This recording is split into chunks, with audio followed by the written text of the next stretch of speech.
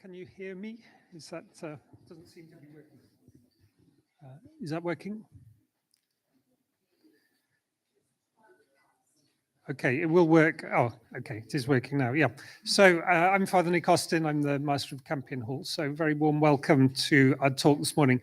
I'll give a fuller introduction when we start going live stream, hopefully at 5:15 p.m. So in the meantime, we have a couple of minutes left. Hope you enjoy the evening.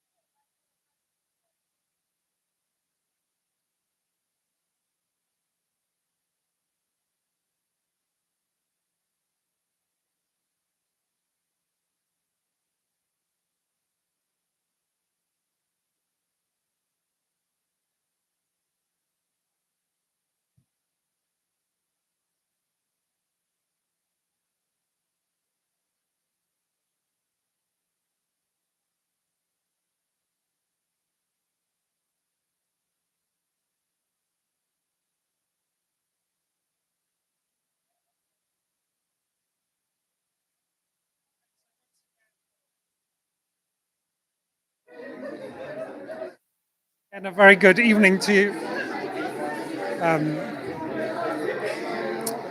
A very good evening to everybody. I'll just put my old teacher's voice on for a moment to call you to attention. So we ready to go? So a very warm welcome to those of you here at Campion Hall and to those joining us online to the Campion lecture for Michaelmas term, which is given by Dr Hiba Salem, who's a fellow of the Hall, on the politics of education and hope in forced migration. Hiba has been the Pedro Rupe Fellow in Forced Migration Studies here, and this post is a collaboration between Campion Hall, the Refugee Studies Centre here in the University of Oxford, and the Jesuit Refugee Service. And so it's good to have representatives from the RSC and from JRS here with us tonight to hear the fruits of her fellowship, which was over 3.5 years, and to hear some of those fruits this evening. We'll be introduced Hiba through Maggie Neal, Dr. Maggie Neal, who is the current Pedro Rupe Fellow, who's just received her doctorate here in Oxford, and she'll be introducing Hiba for us. Just to mention JRS, it's their 45th birthday this year. So a nice day to celebrate the work of JRS over those 45 years ago. It was founded by Pedro Rupe, who was then the General Superior of the Society of Jesus in the wake of the Vietnam boat crisis. And today it's one of those organizations which works around the world to accompany, to serve, and to advocate for refugees and for those who've been forcibly displaced. So without further ado, I'll hand over to Maggie to introduce the lecture to us. That wasn't me? Okay. All right, so good evening, everyone. It's wonderful to see everyone. As Father Nick said, I'm Dr. Maggie Neal. I'm the current Pedro Rupe Fellow, and very pleased to be chairing the lecture tonight. I'm thrilled mostly to introduce Dr. Hiba Salem. Hiba was the Rupe Fellow from 2022 until June of this year. She held previous posts at Cambridge and Harvard universities in the faculties of education. Her academic work focuses on how education is shaped by politics and socioeconomic factors, including notably those related to displacement. In addition to her scholarship, Hiba has also worked in displacement contexts, monitoring and evaluating education programs. Tonight, she'll be discussing her monograph, which is based on the research that she completed during the fellowship, and which was awarded, very happy to say, the Oxford University Press First Book Prize. So please join me in welcoming Hiba.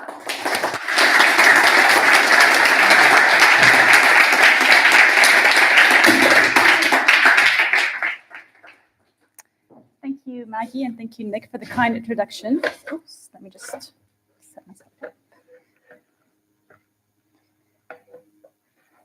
Thank you.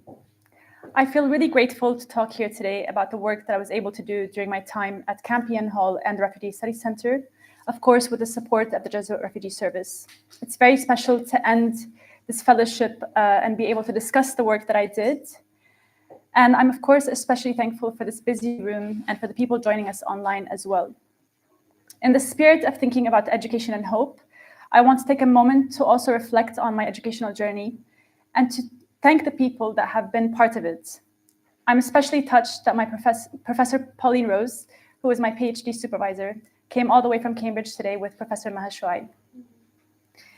I'm also very thankful for so many people in this room who have invited me to have conversations about education, hope, and migration, whether over coffee, dinner, or at work-in-progress seminars. Thank you. So to introduce the topic of my talk, I want to start with a question that Mustafa, a young Syrian man, once asked. He said, "Does it really make sense that access to education has to be this painful? Why should I suffer so much in the pursuit of education?" We grew up being told that education is a human right, but here in Lebanon, the scales are being tilted. Rami's questions brings us to the heart of my work. What happens to the hopes, aspirations, and the rights of children who grew up in forced displacement? And why does the universal promise of education break at the hands of immigration politics? Today, we are living in a world with the highest recorded numbers of forcibly displaced people in modern history. It is also a time when we are seeing policies become increasingly restrictive and hostile, often justified through concerns about migration crises and national security. What is often missing from the headline news about migration crises is the realities of children and young people forced to navigate childhood and adulthood in uncertainty. In my talk today, I will take you through the stories of Syrian young people who have grown up in displacement for the last 14 years. I will show how precarious their education journeys have been across contexts, and how, within these challenges, education has remained a key source of hope. By listening to their stories, I hope to show the impact of current structures on young people and remind us of their everyday rights to hope and to aspire.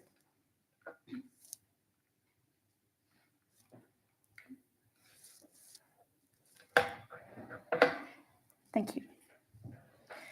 My starting point is where refugees are displaced today and how countries across the world share responsibility towards them.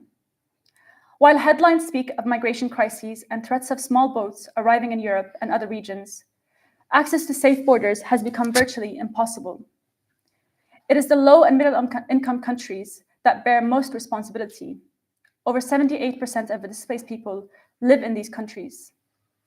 This reality is challenging for so many reasons. Most displaced people live in countries that are not party to international laws protecting refugees, such as the 1951 Refugee Convention and its 1967 Protocol. In reality, this means that displaced people in Lebanon and Jordan and other countries hold very precarious statuses. They remain non-citizens for years. They are at constant risk of detainment and deportation, and they may be suddenly removed from public services like education. These country systems are already overstretched. They face difficulties in providing access to education, to healthcare, to employment for all their populations. So my work begins with understanding these unequal responsibility sharing systems and how they shape everyday realities. Today, as states increasingly prioritize border security and restrict safe routes, they increasingly focus on managing movement rather than on the well-being of people. Only 1% of displaced people are resettled through official schemes in more wealthy countries where their rights are more protected. The rest live in limbo, waiting to return home or find new routes. The average duration of displacement in these contexts of limbo today is between 20 to 26 years before a permanent solution is found. For children, this means life transitions are experienced amidst uncertainty, exclusion, and hardship. And while the right to education is guaranteed for all children under universal rights and conventions, my research shows just how difficult it becomes to exercise this right within current politics.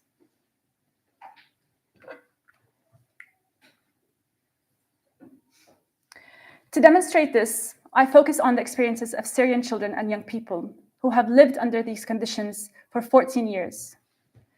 Their experiences, of course, are not unique. They are shared by many displaced communities worldwide. But the Syrian case also offers a very powerful example of how international responses have enforced uncertainty across generations and geographies. Let me share a brief overview of the Syrian displacement context. Since 2011, half of the country's population has become displaced. 6.7 million refugees across the world and millions displaced inside its borders. For years, this was described as the largest displacement crisis since World War II. News headlines after 2011 quickly spread about the Syrian displacement context being a crisis. This crisis language infused into global debates on border control and migration, and it even became part of everyday dinner conversations. Yet, 4 in 5 Syrians remain displaced in neighboring countries.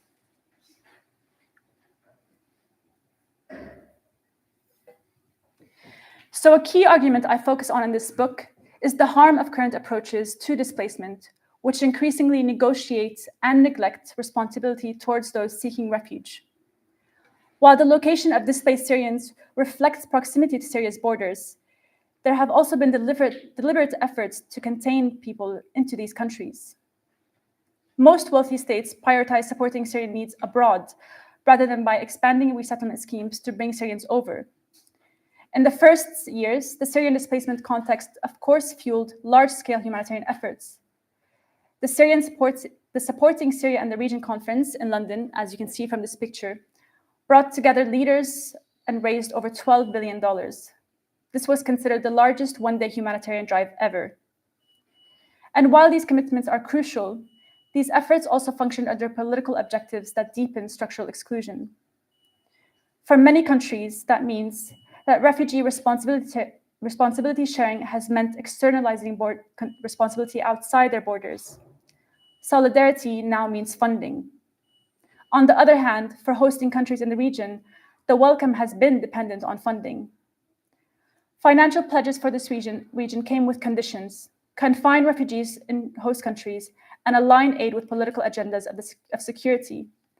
For example, the UK aid agenda in 2015 stated that all foreign aid must serve national security priorities.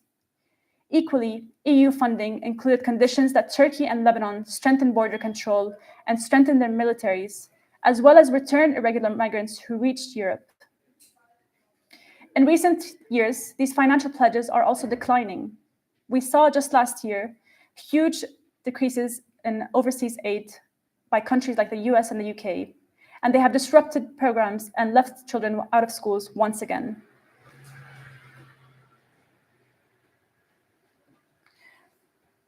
So I now want to talk about how education functions under these arrangements.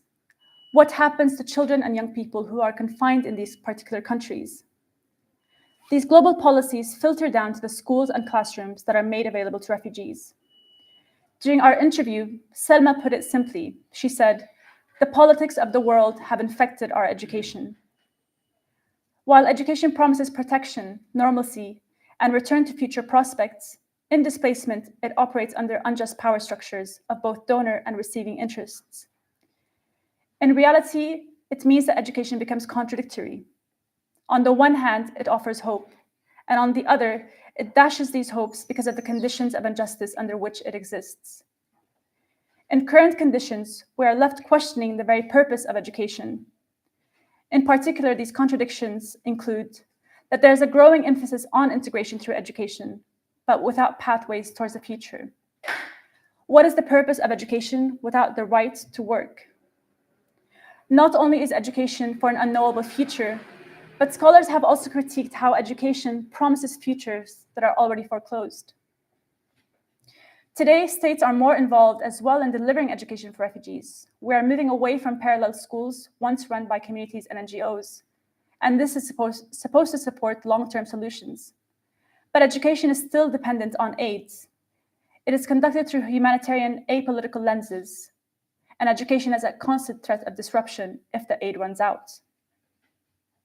The focus is on opening classrooms, and it doesn't matter how difficult the present is or how uncertain future may be. One area of my work has also been to understand what happens in classroom and schools. Refugees still remain in many places separated from host communities, studying in camps or separate shifts. Once a student asked me, "Why do I study about historical sites in Jordan when I'm not allowed to go and see them?" She was referring to the fact that she wasn't allowed to go on school trips because in afternoon schools this wasn't allowed. As displacement periods grow longer, education is now less about preparing communities for return, but it has also not enabled imaginations of alternative futures. Today, over 50% of refugees worldwide are not in school. In Lebanon, transitions from primary to secondary education are as low as 4%.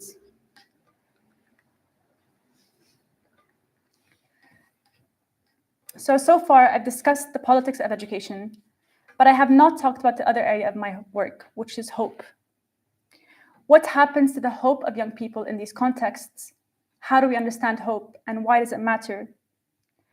While people are often described to be endlessly waiting in displacement, we also know that they manage daily life in uncertainty through agency, meaning-making, and connection. I view hope as an ontological state, a way of existing in uncertainty. And I capture the strategies of hope that young people adopt to build meaning in their lives. I ask, how do they remain active, develop their skills and aspirations, and continue forward? Across history, we have seen again and again that when conflict and displacement happen, communities quickly demand a return to education. Education, therefore, becomes one of the spaces where resistance to structural discrimination takes place. My research also studies how education and hope are part of journeys, recognizing that hope is the ability to continue a biographical narrative of oneself. In these photos, you can see some of the young people shared elements of the past and the present when they talked about hope.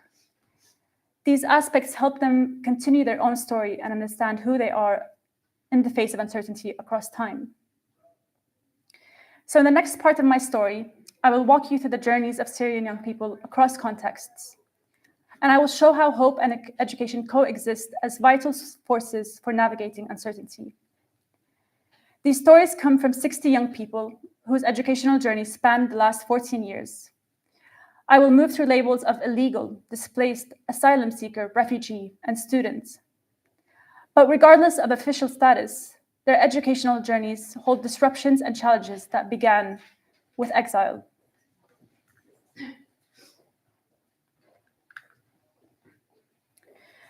So all of the stories in my book begin with Syrians who cross borders into near safe lands, Turkey, Jordan, and Lebanon, by car and by foot to escape the violence that erupted after 2011.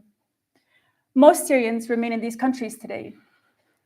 Lebanon and Jordan, as I have noted, have not signed the 1951 Refugee Convention.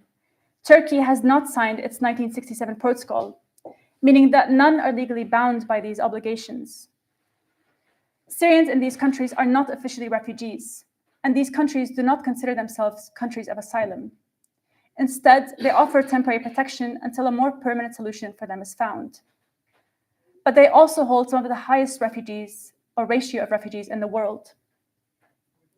Education challenges here are severe. In Lebanon and Jordan, Syrians continue to attend double-shift schools where they are segregated into afternoon hours, even 14 years later.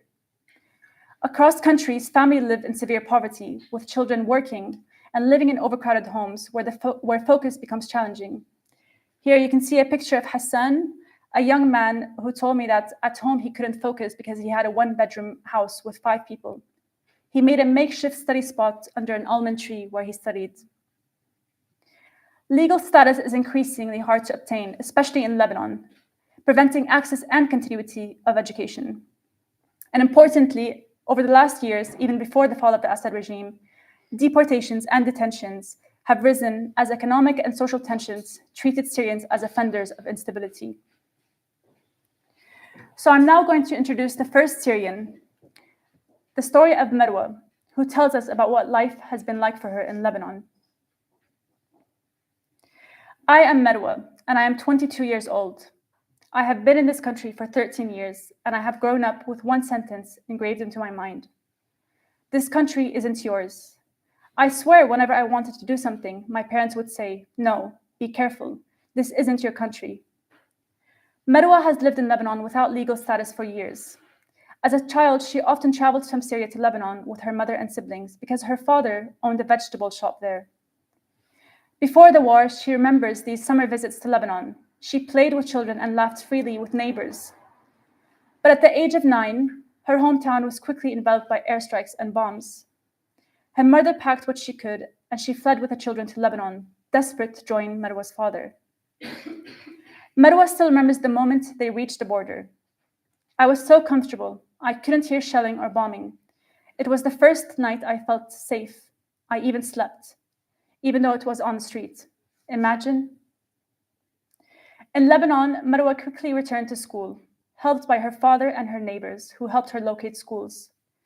Like many Syrians, she studied in afternoon school shifts created for refugees. She recalls how a student was beaten up so badly that an ambulance had to be called, and how, on another day, someone pulled her headscarf and told her, go back home. Through schools, for the first time, she began to see Lebanon through a different lens. At schools, she said, you feel that the schools are theirs, not ours. In afternoon hours, you can't even put up artwork on the walls. She remembered the last 2 years of school fondly, however. From grades 9 to 11, she was integrated into a regular school.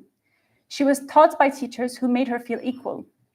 For the first time, she said, she felt a sense of belonging in a mixed school with Lebanese, Palestinians, and Syrians, all of us studying together. Outside school, life grew harder. The economic crisis, restrictions on Syrians' rights to work, and rising social tensions left her father, who had worked in Lebanon for 20 years, suddenly unemployed. This pushed her brothers to leave school and go to work. Families like Marwa's often had to make a decision about who could stay in school and who couldn't. In grade 12, however, Marwa faced a final and the most painful disruption to her education. With no warning, her school informed her that she couldn't register for her final baccalaureate exams because she didn't have legal residency. The head teacher told her, we can't do anything. It's a decision from the Ministry of Education. She went from school to school, searching, begging for a place that would take her. And as she told me this part of her story, tears ran down her cheeks. It really affects me. My studies are so important. Marwa found herself outside of school walls, isolated, unable to talk to friends or even look at their social media posts. She said, I couldn't look at the phone. Seeing my friends who were out of school when I couldn't, I would just swipe, swipe, swipe. Now Marwa works at a bakery. She hasn't been able to renew her residency, but she has found a new rhythm. She says that she meets customers who are engineers and doctors. People, she says, push me even more to want to study. She saves what she can to pay for private lessons and messages people online to practice her English. Marwa's dream is still to finish school and go to university. But she tells me, I laugh now when I think of the things I used to dream of before and how easy I thought it would be. But I'm still waiting and I'm still hoping. Marwa's story is shared by hundreds of thousands of others who are promised education but then find themselves outside of it. Those who finish school cannot legally work. but they also struggle to access higher education. Scholarships do offer hope, but they're incredibly competitive, and they have many conditions that refugees cannot easily meet: high marks, extracurricular activities, and documentation like passports. One other young woman I met was asked to have a passport in order to be able to apply for a scholarship to the US. She ended up going to Syria to renew her passport alone at the age of 17 because she couldn't afford the costs in Lebanon to go through the embassy there. At 17, she crossed Syria through illegal routes, having not been there since the day she left. Suddenly, she found herself put in prison by Syrian forces. In prison, she endured 4 long sleepless nights, exposed to traumatic incidents. Returning to Lebanon, these traumatic incidents ultimately affected her ability to focus and study, and she couldn't get the marks for the same scholarship she went to Syria for.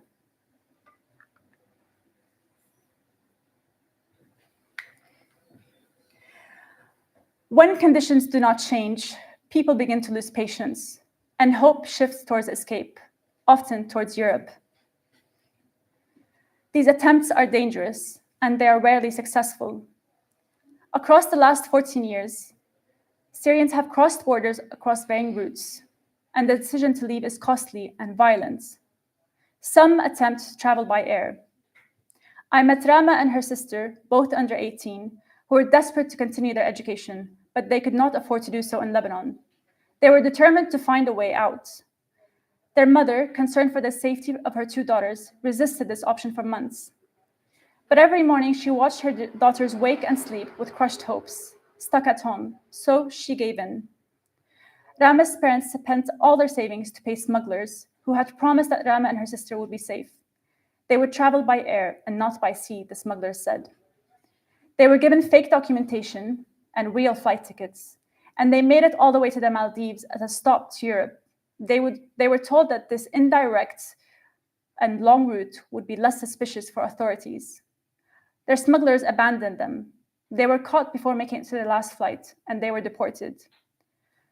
Rama remembers the flight landing back in Lebanon and how painful it was and how many months it took to renew her hope. For others, the sea becomes the only option. This is true for Rami. Rami began his story with the day it all changed. He said, "The day I left Syria was the ugliest day of my life. I left my education and my dreams behind. I left my childhood along with all the rights I had. When hope runs out in the lands, the sea becomes the only option." Rami was 14 when his father was killed in Aleppo, the moment he calls the turning point, when everything I had dreamt of began to change. With his mother and siblings, they fled on foot to Turkey. His mother hoped that the move would allow children to continue school. But Rami was the oldest of his siblings, and life turned into work. Despite being a child, he said, "I became a man, and here a life of struggle began." He worked at a sweets shop, then in factories, shoemaking, woodwork, supermarkets. Hours were endless, days merged into nights. His dream of education seemed further and further away. For years, he said, I thought about leaving Turkey. I wanted to study, to develop myself, to learn something useful for my future. But even owning a laptop was a dream. Eventually, after years of saving, he did buy a used laptop, his only window to learning. Online, he said he discovered programming and coding. He would stay up after work to enjoy these small windows of hope. He told me that the idea of getting on a boat started in 2015, but it grew with each passing day. He said, I wanted to reach a place where I could study again, where time was not only for working, just to save up for a meal. Rami attempted to flee Turkey 3 times, each time more dangerous. The first time, the boat was stopped halfway. The second time, he was captured and returned. On the third, he succeeded, paying months' worth of wages to smugglers with his mother's approval. He told me she was tired of watching me lose years of my life. She was also worried about our worsening financial situation in Turkey. In vans, they were crammed like animals, he said, walking across borders for days without food or clean water. Finally, crossing the sea on a small boat, so overcrowded you couldn't move. Women, babies, men, all praying we'd make it. And when he reached Rhodes Island in Greece, he was caught and imprisoned. It was the worst experience, he said. A room made for 3, with 17 people in it, no windows and no air. Rami's asylum claim in Greece was quickly rejected. He was told that it was because he had spent too much time in Turkey. For 2 years, he lived in limbo and invisibility, avoiding deportation, until a friend helped him find a way to be smuggled into the Netherlands. Many years after attempting to flee, Rami was finally being considered for asylum in the Netherlands. But here's the irony, he said. Rami arrived to the Netherlands in November 2024, 1 month before the fall of the Assad regime. While his asylum claim was initially being processed, officials told him that it was now suspended. They said Syria might be a viable option. Rami laughed and said, "What do I return to after all these years? I have no education, no skills, no money, and no house. The last time I was in Syria, I was a child, grieving my father." Today, Rami lives in an asylum center in the Netherlands, sharing a room with other men who wait. He's teaching himself Dutch on his phone. He still talks about that laptop. He has few rights as he has aged out of education services that are offered to underage asylum seekers. He sits and he thinks about his options moving forward. He tells me, "When I first thought about moving to Europe years ago, I thought about time, how valuable time is. I wanted to arrive in Europe and finally have the time to learn, to work decent hours, and to build something. But now time has also passed. Years keep slipping by. Will I ever have stability?"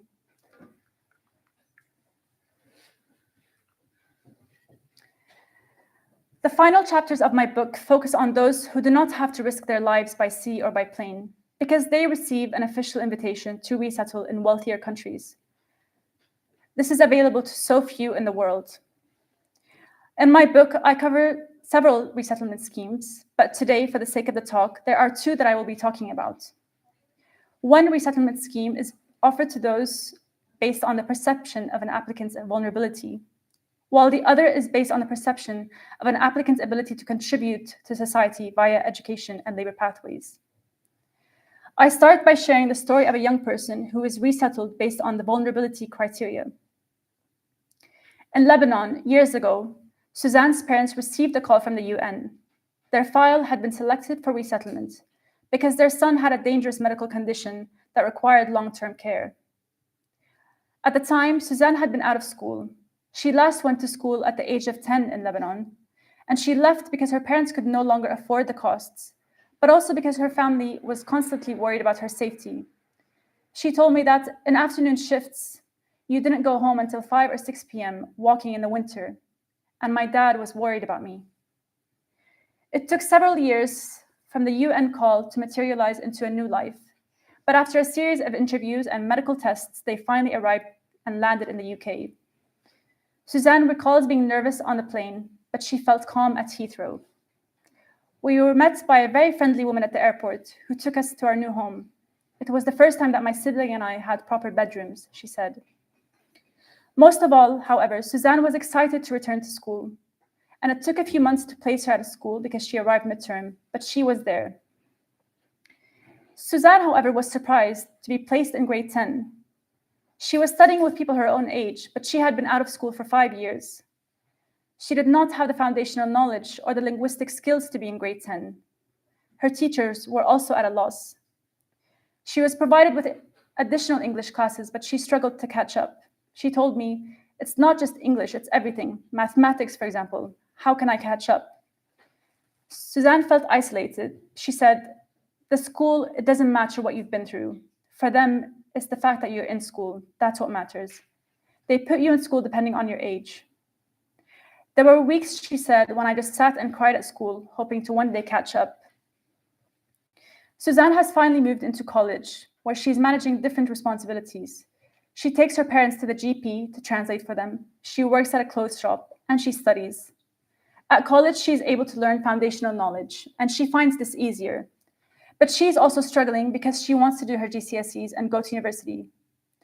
Today, she's repeating GCSEs that she has failed. She can't afford extra lessons, she tells me, and she doesn't think that her current teachers can help her.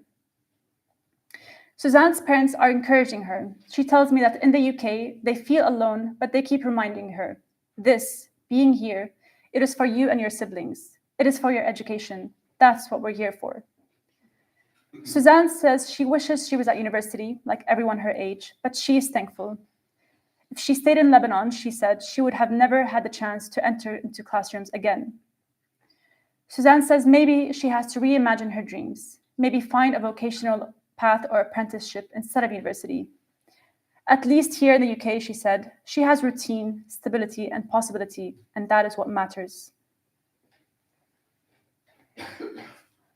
My stories now end with those who are resettled for being exceptional, where they achieved high marks, they were persistent, they built networks, and they had luck. And these together helped them pave new paths.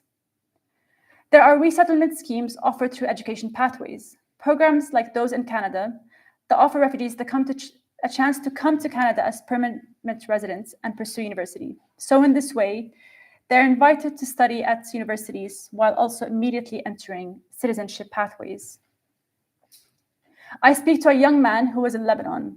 He spent 3 consecutive years applying and being rejected for scholarships. Just last year, he was admitted to the program in Canada. He is now studying medicine after a total of 5 years of disrupted learning. He is thankful he doesn't have to worry about passports and visas. Finally, my last story is of a young man who is chosen for resettlement because individuals that have known him have agreed to sponsor him to the US. This is based on individual private sponsorship. Basim's father was detained in 2012. News spread that the Syrian military had taken him for refusing to fight, beginning a long journey of loss. The war changed my life and my childhood, Basim said. His family fled their home and lived in a shelter.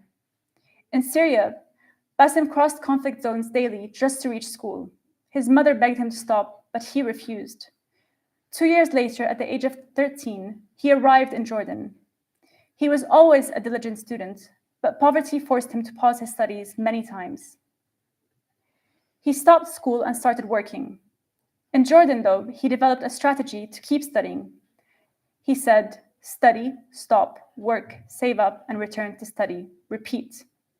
He continued the strategy of working and saving up and going back to school until he finished school. But then he faced another obstacle, university. Basim asked me, why do people think that our rights stop at basic education? This was the most difficult and painful period of his life, disappointed by the promise of education. With so few scholarships available to Syrians and with such high demand, he searched for 2 years before finally discovering a new window of hope, a website that would help him crowdfund his tuition in Jordan. He enrolled in universities, received crowdfunding donations from people across the world, and he began studying. He also began volunteering with the organization that helped him. So he started building digital networks across borders. He wrote blogs, he improved his English, and he collaborated with these donors. I learned that networks could change your destiny, he said. Basim graduated with a degree in artificial intelligence in Jordan, but then he found no way to legally work in Jordan. He told me that on the back of his mind, he always knew the future couldn't be in Jordan. He didn't want to leave his family. He didn't even want to leave Jordan, but he knew as long as he didn't have citizenship, there would be no future. He reminded me, stability doesn't exist for refugees in these countries. I spent the first 40 meters of my life in a fog. His online connections eventually opened a new and life-changing door. One day, he called me to share this news. Through a community sponsorship program, he was selected for resettlement in the US. The people that he knew and connected with him agreed to sponsor him. He said, Arab geographers once called the Atlantic the Sea of Darkness. Little did I know it would be the sea that carried my spark of hope. Now in the US, Basim began to find stability. He misses his mother and siblings, who he will not be able to see for years. But in the meantime, he is working as well as preparing for university applications for postgraduate study. He connects with others and he shares food and stories of home. In December last year, a few days after the fall of the Assad regime, news was being released about the prisoners of Syria. Basim called me. He said, I told you about my dad. For so long, I didn't know if he was dead or alive. Today, I found out that he died in 2012, tortured in Syria's most notorious prison. For 13 years, they didn't even let us grieve his death. He then says, remember how I thought we had talked through all the major phases of my life? Remember when I told you that when the plane began to move, I felt that we were moving across the runway to happiness? I thought what I shared with you then would be the final chapter of my story. Little did I know another story would unfold. Bassem intends to use his networks to encourage documentaries about what Assad did in Syria. I have a path and a voice now, and I will use it, he says. But increasingly, Bassem has also had to think about his actions in the US. He tells me that he has had to look through his social media account, deleting anything related to Palestine, to Syria, or Islamic thought. He is thankful that he's on a pathway towards citizenship, but in this dangerous climate in the US, he has also had to learn about a new form of vulnerability.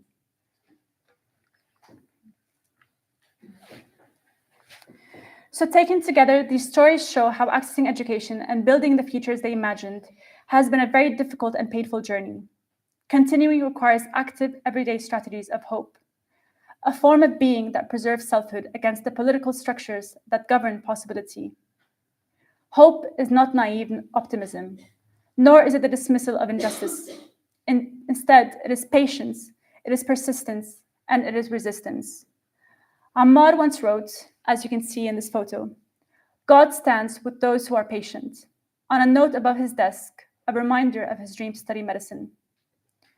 Many young people are joined by teachers, neighbors, and friends in their acts of resistance. But the stories also remind us that increasingly hostile politics must be challenged so that this work of hope and solidarity doesn't continue to function under such impossible conditions.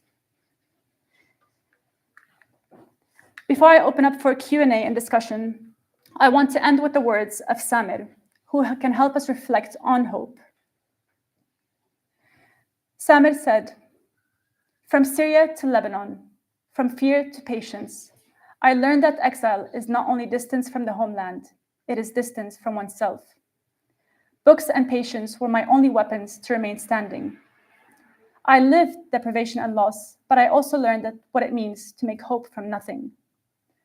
The road is long, and you must keep going, because arrival is not a city on a map. It is a state of the heart that never stops hoping. I may no longer have a homeland in geography, but I have built a homeland inside my soul, a homeland no one can take away from me." Thank you.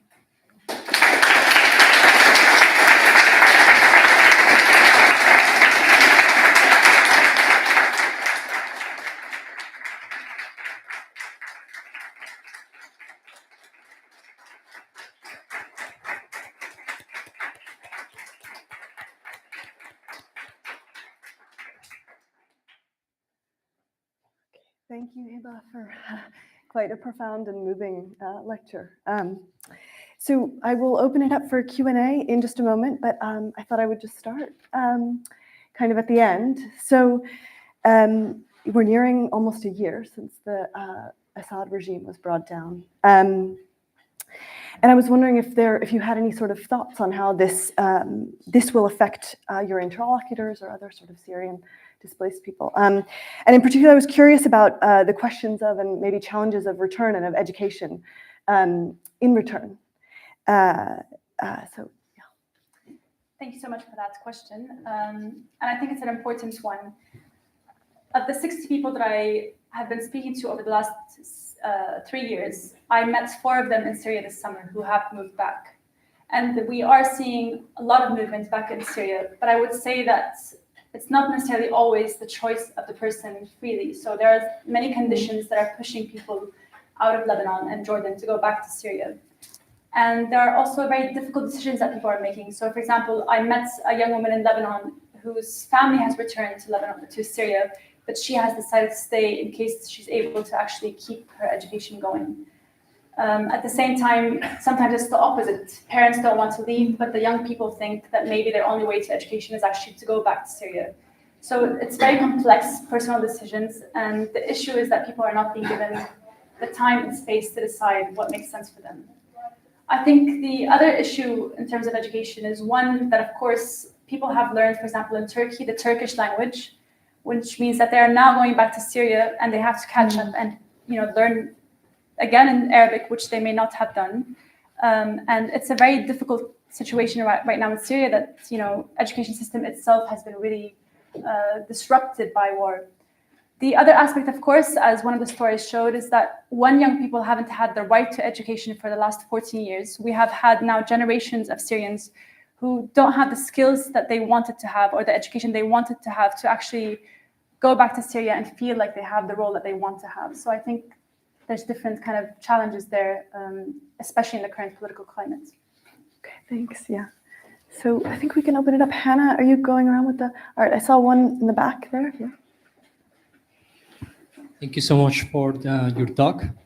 Very kind, very enlightening as well. I was wondering, after all these stories and all what you have experienced as a researcher as well, where is hope to be allocated or found? Because, of course, there is the resilience of people. So is hope to be found beyond the possibility of people to endure these very difficult situations and circumstances is something that we can hope for? Do you want to take one at a time, or do you want a couple? If there's no question on hope, then I can answer that, or maybe I'll answer. Maybe we'll just go ahead. Yeah. Okay.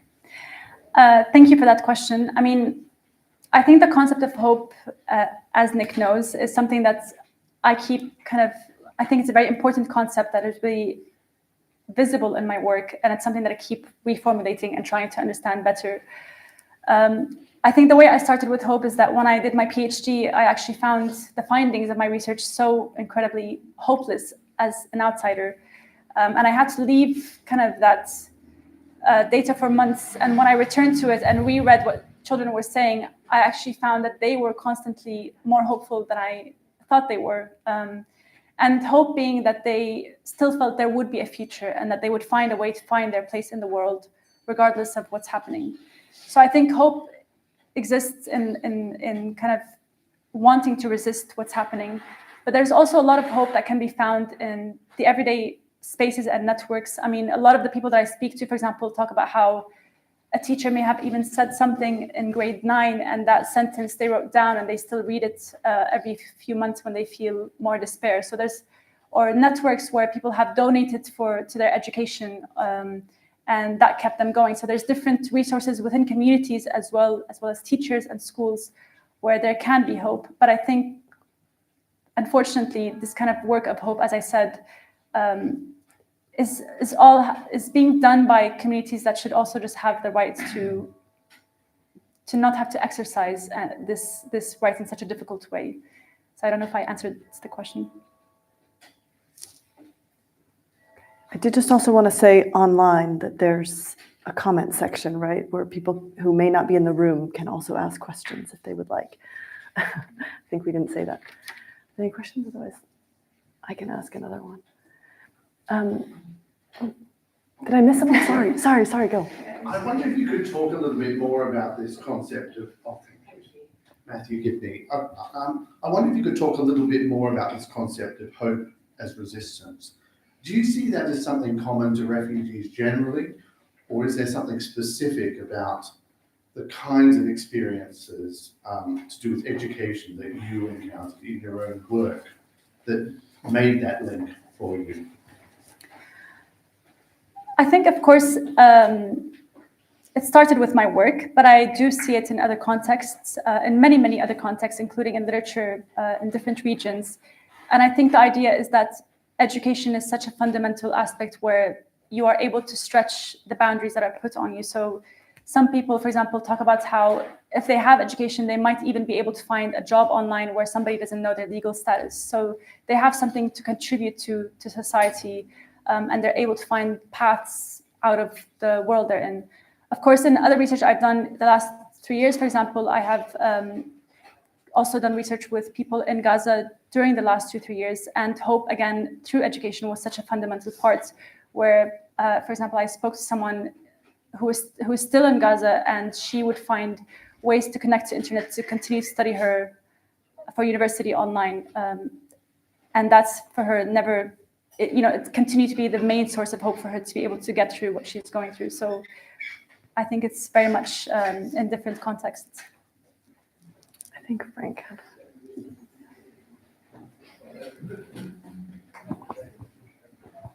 Oh, and Matt did something really good, which was he introduced himself before he gave the question, so we can follow. My name is Frank Turner, a Jesuit at Campion. You told these inspiring stories of individuals with resilience who come through whatever setbacks there might be. But of course, hope ideally is not simply for an individual to make their way. Have you found phenomena of hope in communities coming through? Sorry, Frank, may I ask you to repeat your question if that's okay? The stories are of individuals who somehow make it despite the setbacks and then even shocks in their success. Yes. But part of hope, I suppose, is to hope for the community of which you're a part, somehow moving from their Yes. complete blockage. And that's much more complicated, even than the stories you've told, perhaps. Thank you for that question. If I understand your question correctly, I think what comes to mind is the fact that hope for the young people I speak to is not necessarily about just their individual prospects. A lot of the young people I speak to say that, for example, one of the things they want to do by staying in education is to show the world that they are not these people who are failing or who are trying to feed off systems. And in fact, of course, my research draws in people who have really cared about education, but one of the people that I spoke to said, the reason I like your study is because I want to tell the world that we are not failing. So I think that's really a factor where there's so many people who are hoping that a collective effort to overcome these conditions shows what Syrians are actually about. Thank you very much, Hiba, for this very moving talk. I'm Séverine Denalam at Campion Hall. My question is about the stool provision and the kind of share between international organizations, government, or charities, or GRS, or others. What would be sort of the coverage either in Lebanon, Middle East, and Africa? Is there which are the gaps? So you seem to say that most of these the children that you interviewed were in government schools in the countries they immigrated to. But would that be the majority of refugees would be in government schools, or would they be in UN-run schools or in religious organization schools? What's sort of the bigger sort of background of school provision? Thank you for that question. I think it's a very important one, and so there has been a very big shift towards, as I said, integration into formal national schools. But there is still the role of NGOs, and for example, even the Jesuit Refugee Service has education programs in the region. I think there's different things happening, which is first, of course, humanitarian aid is declining, and also states themselves want more control of education for displaced people. So most of the young people I spoke to were in formal education at some point, but they also, a lot of them had access to maybe remedial programs or catch-up classes that were supported by NGOs. Some of the people speak to those experiences most positively. So programs that they were invited to attend as refugees for a few months that were run by NGOs, where, for example, they learned skills that they weren't receiving in school. So that might be that they're learning life skills or how to prepare CVs or different aspects. And they found those really, really important. But I think, again, because of funding and different aspects, that role is slowly diminishing, and it just can't reach the demand as well. It's accessible sometimes for a few months for particular groups of Syrians. Yeah, Tom. Oh, I didn't see the back. Okay, my name is Maha Shaib, Director of Center for Lebanese Studies. Thank you, Hiba, for a fascinating talk, and thank you for communicating the voices of these young people. My question, it's a bit of a comment and a small question, but it seems, I think, one of the biggest issues is we're still operating in the charity kind of paradigm, and more of the charity paradigm, unfortunately, in 2025. Even when we talk about life-saving, again, it's this charity humanitarian. I think that has been one of the biggest damages education for refugees or enforced displacement has happened. And there's limited critique to this charity model, but even in England, I found a case study from England is very fascinating. Again, it's that vulnerability model that is, saving someone who's super vulnerable, bringing them here, and they should be grateful. And that's it. And there's even very limited research. What fascinates me is how little support there is for these young people. And the older they are, hardly there's if they're beyond the age in senior school, they don't get any support. So how much work is, I don't know when you were doing this work, how much research is happening? I know that it seems to be very limited, but just if you could tell us a little bit about the system here and what's behind this, neglect, basically. And I'll move to my colleague. Shall I ask for? Yes, you can ask a question as well. I think it does build on that a little bit, actually. I'm Pauline Rose from the University of Cambridge, and thank you, Hiba, for that fascinating talk. And as you say, the sort of voices of the young people, but with the sort of really clear arguments and analysis there. We had a talk last week from the UNRWA Commissioner General, and one of the things that just struck me of what he said was in relation to the children in Gaza and Palestine was education is the only thing that the international community and the Israelis cannot take away from the children. I think that was a really powerful statement, and I think it sort of resonates with this issue about hope and as resistance. At the same time, when speaking to people in Gaza, and the children in Gaza, the teachers in Gaza, one of the things that they say is that they want to teach us about human rights. We're expected to learn about human rights, but what is the international community showing us? So I think sort of a little bit in a similar vein. I think my question is, the international community is there. You're telling us about the Syria conference. I remember us discussing it at the time. A question of what did it actually achieve? Is the international community giving us any hope in terms of what they're doing, or are they doing more harm? Are there any glimmers of hope in what the international community is doing or what they could do? Okay. Do you want to answer those two? And then we've got a couple online too that I don't want to. I'll answer those two. Okay. Thank you so much. Thank you both for the questions. And yes, I think the first thing I want to highlight is that research in the UK, for example, on this is actually very limited. I'm still writing my book, and I'm arriving to those chapters where I'm having to understand what's actually available for people who come here. And as in the example of the person who was selected based on vulnerability, she found herself completely alone without supports. And she even told me that her teachers just don't even want to ask about, what her past was, whether she was in school or not, why she's struggling. So she feels very alone and without support. What I understand is that the support in the UK depends on which county you are in, what the resources are in that area, and that's, again, displaced people can be in areas where the resources are already limited, as we're seeing in other contexts. So I think, especially as you mentioned, Maha, once a person has been out of school for a while or has arrived at a certain age, it seems as if their dreams don't matter anymore, even though they were waiting for this moment. The support is much better if you are arriving as a 10-year-old who's able to kind of catch up and have the support.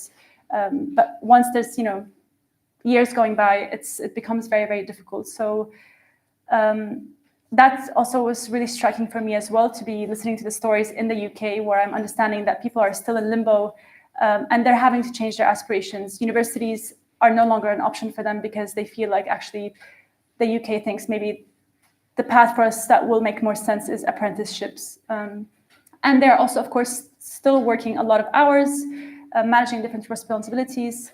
It's just that for them, at least, they can see a future, they have time because there's an access to citizenship. I think the question about that you mentioned, Pauline, about what we can learn and if there's more harm being done,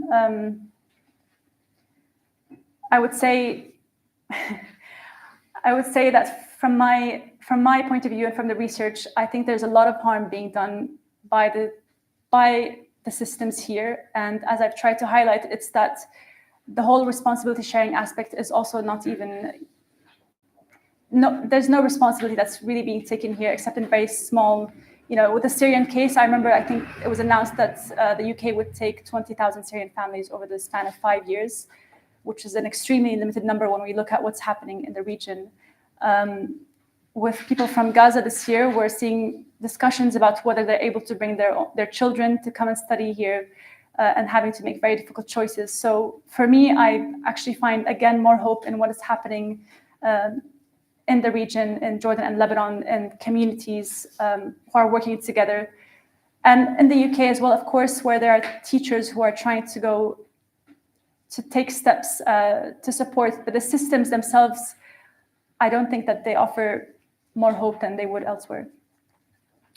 So we've got two questions here that are, I think, related to this, and then I saw that both Tom and Dawn had questions. Oh, and also in the back. Thank you, Hannah. So I think off the back of that, Tim Howells has a question about what recommendations you might have for curricular pedagogies in receiving countries, and in particular, in relation to this question of hope. You know, how do we fold that in? And then Hula Chorfi was asking about thoughts on supporting refugee-led initiatives. Yeah, on this matter. Okay, thank you. So on the first question, I think that's a very big question, and I'm not necessarily covering curriculum in my book, although I have, of course, engaged with the kinds of needs that children require once they enter schools in receiving countries. And again, they vary largely. The issue of language always comes up first, even in Lebanon and Jordan. That kind of initial gap to education, when people reflect on their educational journeys, they say, even if I arrived at the age of 10 and I didn't learn French or English properly, that stays with me until grade 10 or 11, and it really affects their marks and whether they stay in school or not. So I think language support is always the first challenge in any country. The other aspect that my research looks at is also just the right to enjoy school, to go on school trips in Jordan, to make friends with Jordanians, to have arts class and sports class, which are completely removed in the double shift system in many contexts. So just the ability to actually enjoy schools and learn through different modes and curriculum, not just, you know, having to say you have to catch up on mathematics and this is what will give you a bright future. In terms of refugee-led initiatives, can I ask you to repeat what the question actually is? Yes, so let's see, there were two of them, but it was in general on supporting forcibly displaced people. And if there were any refugee-led initiatives or not refugee-led initiatives that you wanted to shout out. It says particularly remotely beyond the limits of our current geography. Yes, thank you for that. So through the young people that I've been speaking to, I have learned about a lot of initiatives. For example, one of the young people I spoke to was running her own initiative. She, with a group of others, basically created a huge WhatsApp group with over 3,000 Syrian students now. They share what job opportunities are coming up, education programs are coming up, and they are doing a lot of amazing work. One shout out I would like to give is to an organization called EdSeed, and this is the crowdfunding website that I told you about. A lot of young people feel completely like there's no path to their education, and there are a lot of private sponsors on this website who see a story and they want to support their educational journey. So it's it allows people in the region to continue their higher education through sponsorship of university fees, basically. So it's EdSeed. Should we go in the back? And then I know there were some questions here for a while. Yeah. Thanks, Hiba, for such a powerful, moving and very sobering presentation. My name's Lucy Leon. I'm a researcher at the Centre on Migration Policy and Society, and we've actually been working with UK local authorities to help them think through kind of education options for young people who are arriving on humanitarian visa schemes, particularly in that kind of later years, as you mentioned. And I was really interested to hear what you talked about, how quite often the young people we spoke to were really keen to get into mainstream education provision, not to being kind of alternative provision kind of designed for new arrivals. But actually the experience of the young person that you spoke to, who found it actually incredibly challenging to be in that environment, and actually a lot more straightforward once they were in kind of further education, I just wondered how much of a sense that was across the kind of cohort that you spoke to, and what kind of recommendations they had for how we can improve how councils and schools and colleges design interventions to kind of really meet young people's needs when they first arrive, and what would be good in terms of their kind of social needs as well, not just the kind of education needs, but the kind of right environment that also doesn't kind of knock their confidence and make them feel even more de-skilled. Thanks. Thank you for that question. I think the first thing I want to say is actually the person I spoke to, as you said, she found it easier to be in the college system where she's learning basic foundational knowledge, but actually she preferred school if she could. It was the fact that she just felt the school couldn't help her. And I have found across some of the interviews I did in the UK with others that, as you said, they would prefer mainstream school if possible. But the issue, and one of the young people told me, is that she felt like the UK had no system for her. So, you know, if you're 15, you go to this grade level, it doesn't matter what your past is. And I think the key lesson I would say from her was that there needs to be supports outside of those school hours where she's actually able to catch up. Of course, I mean, in Lebanon, people are sometimes brought back 1 or 2 years back in school so they can catch up. I'm not necessarily recommending this, but it seems like things aren't being studied case by case to see what this person needs. How can we help them catch up?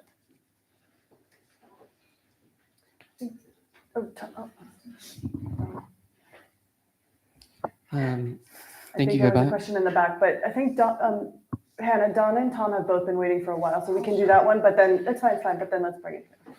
Okay. Sorry. Sorry.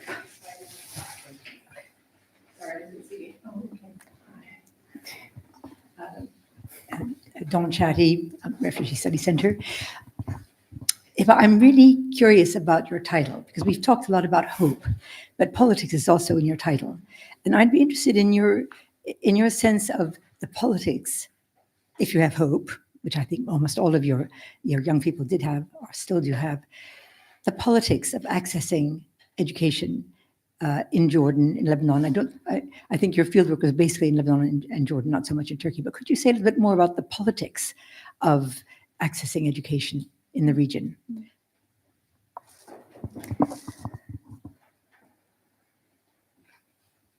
Tom Scott-Smith, Refugee Studies Centre. My question was similar, actually, because you spoke a little bit about the curriculum when it came to the decisions about different subjects and how that affected hope. But I wondered if you could say more about the politics of the curriculum, because, of course, the choice of curriculum is very political in any country, but particularly political for refugees and forced migrants. So how does that affect the hope? And I suppose, relatedly, I had a question about whether or not the Palestinian experience in Lebanon had informed many of the decisions that were made for Syrians later on. Thank you.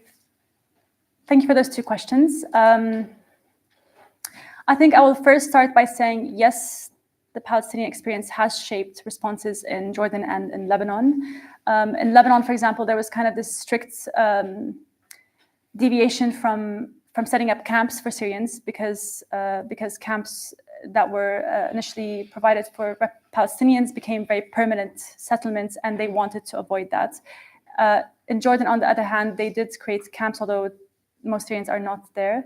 And I think also kind of this, it has informed the way that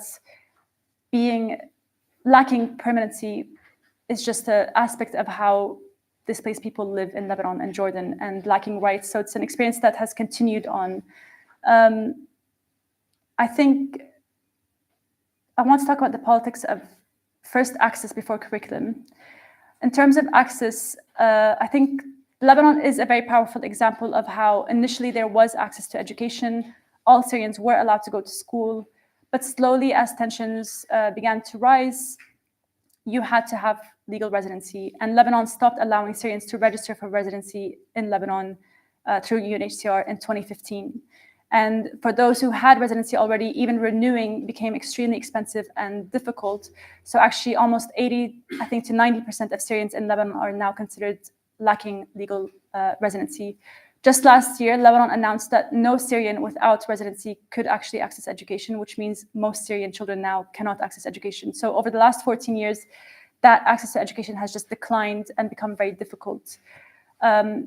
almost all the young people I speak to do talk about how during their time when they did have access, once they reach grade 9 or grade 12, which are national official exam periods, they weren't allowed to actually go to school exams and do them because they lacked residency. At universities, this is also happening. Universities won't let you sign up without legal residency. So this is very much a push factor for Syrians to leave Lebanon, and it is a very political decision. In Jordan, it's slightly different in that access is provided. It just comes under conditions where it is such severe poverty. So I think when I talk about politics, I always try to link education and the wider politics, which is if you're not allowed to work, most children will be, working informal jobs, and this affects boys, as you know, most. And so I think there's just the access to education isn't as straightforward as providing schools. It's about what's happening in the region in terms of the other rights that you have. In terms of the curricula itself, it is a very political question. And Turkey, for example, initially when they allowed Syrians in, they were put into temporary learning centers, they were called, and Syrians learned the Syrian curriculum, or Arabic. Slowly they were phased out and they were moving into Turkish Arabic centers. And now Syrians only learn in Turkish schools as the crisis became more protracted. In Lebanon and Jordan, again, it was following the kind of integration trends of we can integrate them into national schools, but we will do these afternoon shifts. So I think, and this is part of the general approach that's happening when we talk about durable solutions, self-reliance, we're always talking about integration, and integration for education does mean national curriculum makes most sense for refugees. But as we're seeing now, I think there's a lot of questions about whether that's the right route, what that means when you, again, don't have the right to actually stay in this country.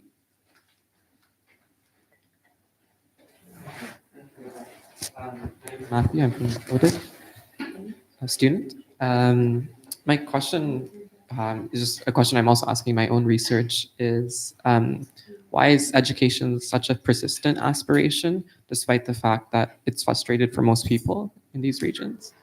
Because it's not just about education, but also about what happens after, as you just were saying. And I'm not sure what refugee economies are like in this part of the world, but one paper I was reading was saying that this idea that all children can succeed in school and it's an equal playing field is a neoliberal idea. And so failure becomes individualized. It's about your own failure. And teachers hold up certain students who do succeed so that students keep on coming to school, right? So I'm just wondering if there's something almost dishonest actually about education as hope, right? When it's often not possible for them to succeed after. Yeah. There's two here. Do you want to take that one and then go? Or do you want I'll take that one very quickly.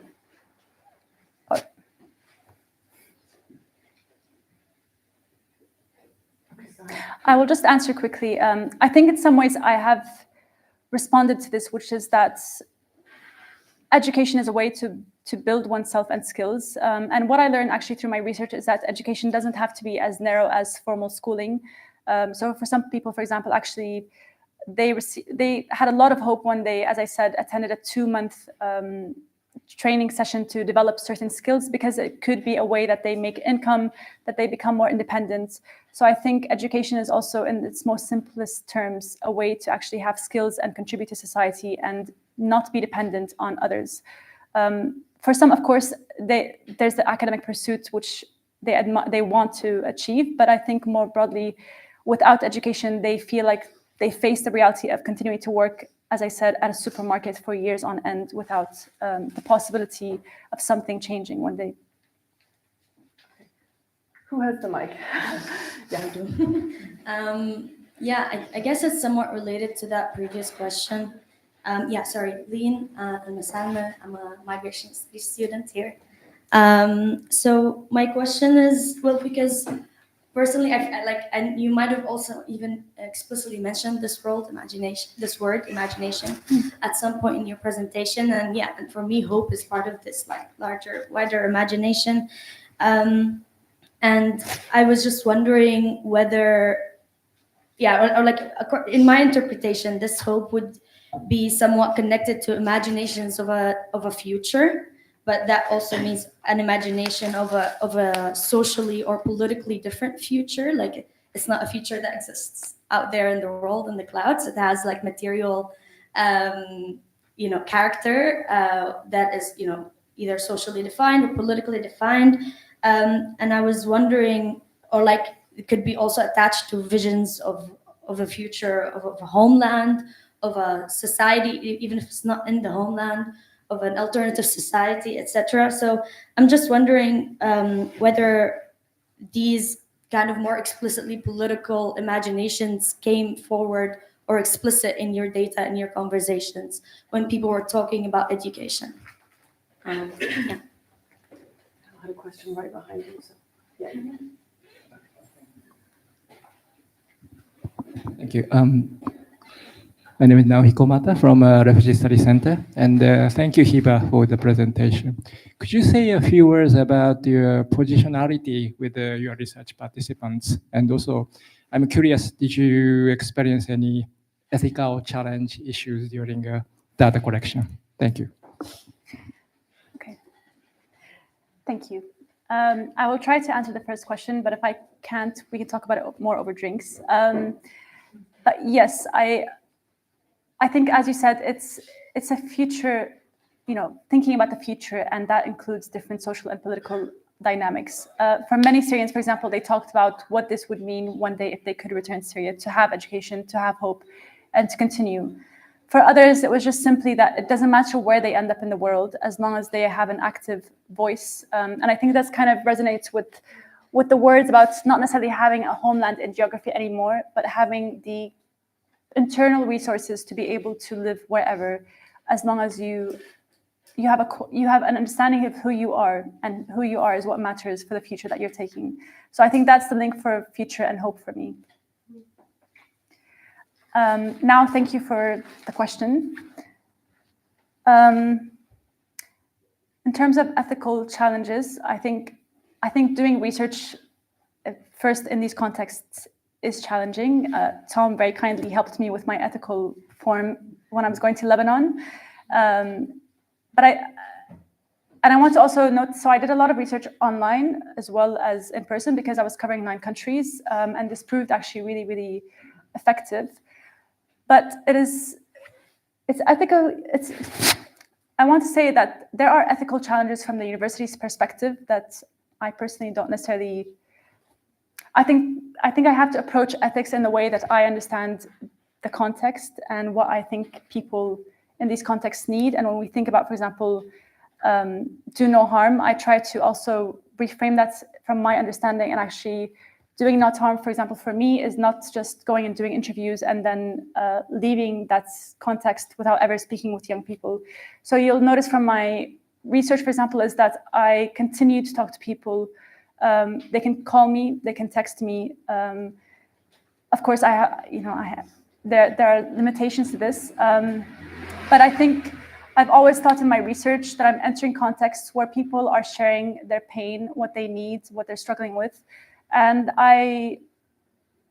after my PhD and had a bit more freedom to think about what that means, I started to think about what I can do during my research. So, for example, one of the things I do is that when someone mentions something that they are struggling with, and if I find a way that I think they can be supported, for example, if someone needs German language classes because they're trying to learn German, I might connect them to someone who is actually teaching German, and I have done this. Or if somebody's trying to work on university applications, I have offered kind of these mentoring university application sessions, or connected them with others who are in this field that can. When I was in Lebanon doing research, just a few weeks after I left, 4 of the young people I met were displaced again because of Israeli attacks on Lebanon, and they were suddenly homeless. So I connected with my networks to actually crowdfund for their rent for the first month. And I think I'm saying that to say that for me, I think about ethics a lot, and it's about really being part of where you're entering and seeing that as if you can, a more long-term relationship and creating meaning in that space. Okay. Yeah. My name is Yang Ding. I'm a student at the MSc in Refugee and Forced Migration Studies. So my question was more about the role of parents and how, like, to what extent did sort of upbringing and early nurture play a role in the educational outcomes? Because to share an analogy, like my grandmother, she was a refugee, and my parents, they attended like schools for refugee children. So there's always a notion that, okay, my grandmother would always tell my dad that keep studying, keep studying, keep studying. But like she wouldn't know what's being taught at the school, but she'd say, you have to study. And then that sort of, I guess, passed on to me as well. So I want to know, like, how does that impact? Thank you. And then Hannah, there's also a question over here, all the way in the front.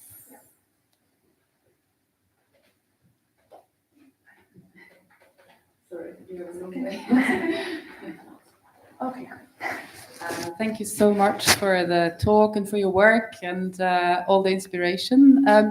Maybe this is a question that can be answered theoretically, but also very empirically about hope. And I was wondering about, because you're following people over such a long time, and you could, I think from your talk, you can see that hope is changing whether people are in school or out of school in a way.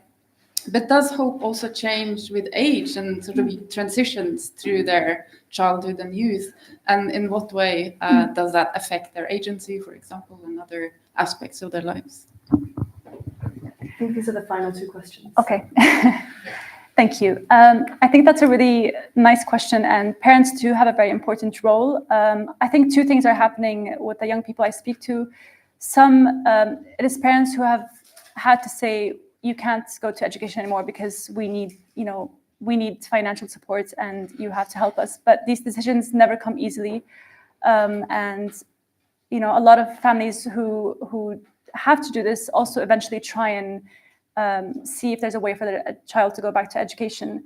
But there are a lot of stories also where one of the main sources of hope has been a parent that has continuously said, you have to go to education.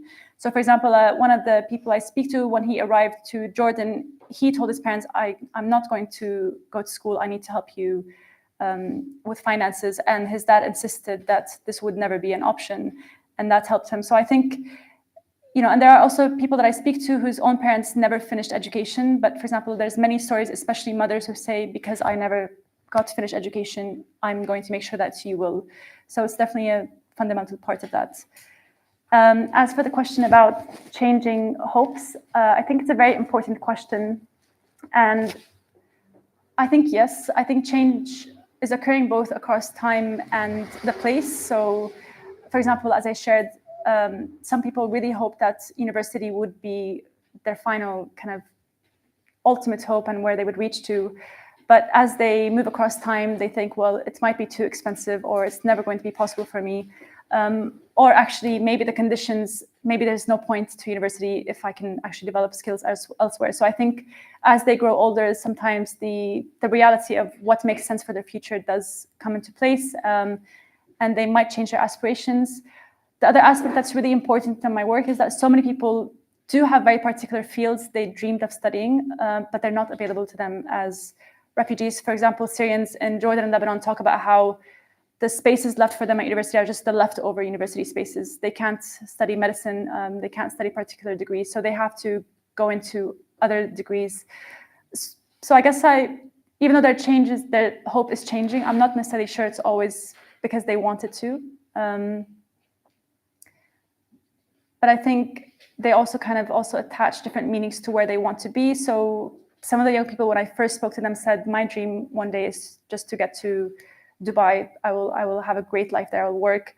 And then as I speak to them, they kind of have new ideas. Actually, maybe Canada makes more sense for these reasons. So I think they're constantly negotiating what they're hoping for. I think that's actually a really nice place to end. So thank you so much again, Hiba. And there will be drinks right outside in the front hall. And Nick, yes, okay. Wonderful, thank you. I'll just speak a final word. So many thanks to you all for what a very rich conversation we've had. Thanks to Maggie for sharing things. One thing that struck me is the way that the journeys of hope that she's portrayed in these different young people as they navigate their educational journeys, that their understanding their experience of hope changes. And one thing that has been implicit throughout the evening, I think, although perhaps not directly named, has been the journey of hope that the researcher, Hiba, has been on as well. That first experience of feeling, can I go on with this because it's so bleak, it's so hopeless? And then finding in the data she was looking at that these young people had a surprising degree of hope. And perhaps that gave you the hope to carry on yourself as a researcher. And then as time has gone on and you've written the book, even now you said you're still understanding new dimensions of hope, and your own journey of hope continues. So I think there's something quite profound there, that this research is really, really important. We have to hope because these young people continue to hope. And as Samer said at the end, I've also learned what it means to make hope from nothing. And if Samer can say that, it would be a terrible failure on our part to give up hope for them and for the education of refugees. So many, many thanks, Hiba, for the research you've shared, but also that sort of personal commitment and dimension of things that you've also shared with us, which restores our hope perhaps a little bit. So Thank you. Many, many thanks.